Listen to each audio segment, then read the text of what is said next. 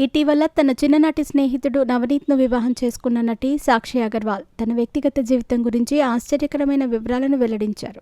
నయనతార, ఆర్య, జై, నజ్రియా నటించిన అట్లీ, రాజారాణిలో సాక్షి క్యారెక్టర్ ఆర్టిస్ట్గా అరంగేట్రం చేశారు. ఆమె నటనలో కొనసాగించారు కానీ ఇంకా ప్రధాన హీరోయిన్ స్థాయిని అందుకోలేదు. కమల్ హాసన్ హోస్ట్ చేసిన బిగ్ బాస్ సీజన్ 3లో సాక్షి పాల్గొంది. ఈ షో ఆమెకు విస్తృత గుర్తింపును తెచ్చిపెట్టింది. బిగ్ బాస్ తర్వాత ఆమె కళ, విశ్వాసం, సిండ్రెల్లా వంటి చిత్రాల్లో నటించింది. అరణ్మనై 3లో సుందర్ సి భార్యగా ఆమె పాత్ర ఆమె కెరీర్ని మరింత ఉన్నత స్థాయికి తీసుకెళ్లింది. సోషల్ మీడియాలో చురుగ్గా ఉండే సాక్షి తరచుగా గ్లామరస్ ఫోటోలను షేర్ చేస్తూ ఉంటుంది. ఆమె టీవీ సీరియల్స్లో కూడా కనిపించింది.